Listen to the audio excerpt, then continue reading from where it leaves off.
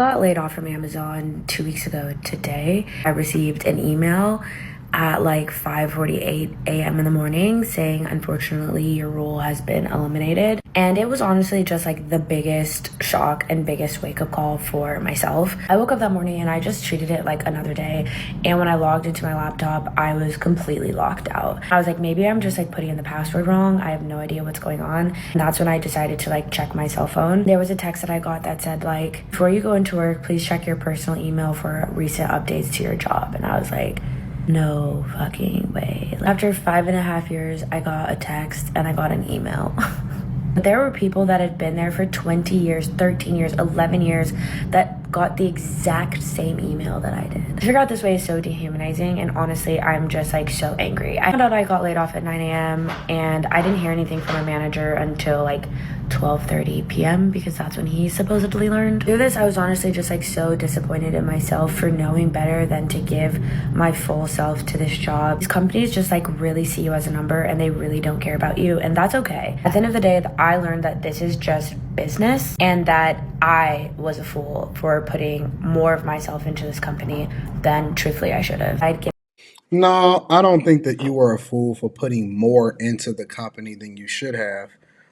You are trading your time for services or for compensation, and you are working and doing your job, and you continue to try to move up in the corporate ladder. It's just that you just so happen to be working for the wrong company at the wrong time.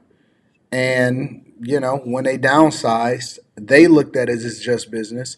And so she is right about one thing. You need to be looking at it as just business. And you got to stop putting all of your stock into it. When you leave work, you focus 100% on home. Also, I think that people need to be focused on their businesses and learn to diversify.